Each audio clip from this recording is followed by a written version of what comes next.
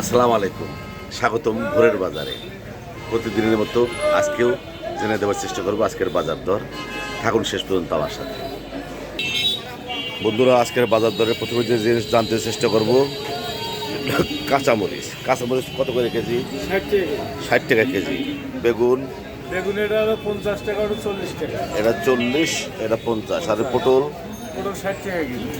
উস্তা? উস্তা 40 টাকা কেজি। 40 টাকা কেজি উস্তা। আর লেবু? লেবু 120 টাকা কেজি। টমেটো? টমেটো 30 টাকা। 30 টাকা। আর পেঁয়াজ? 30 টাকা। এই যে খিরাই? এটা 20 টাকা কেজি। 20 টাকা কেজি। পেঁপে? 30 টাকা। 30 টাকা কেজি। এই যে আলু কত করে কেজি? আলু? আলু 20 টাকা কেজি। ঢেঁড়স? এটা 60 টাকা কেজি। আর করলা? ওটা 40 টাকা। 40 টাকা কেজি। বন্ধুরা, জানলাম এবং জানানোর চেষ্টা করলাম আজকের বাজার দরে কাঁচা তরি তরকারির দাম। দেখতে পাচ্ছি বড় বড় মোয়া মাছ কত করে কেজি? 120 টাকা পোয়া ভাই। 120 টাকা পোয়া।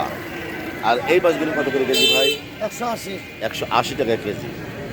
কয়েকটা শিং মাছ নিয়ে বসে আছে, দেশি না বিদেশি? দেশি। কত করে কেজি? 300। বন্ধুরা, শাক দেখতে পাচ্ছি, শাক সবুজ শাক কত করে?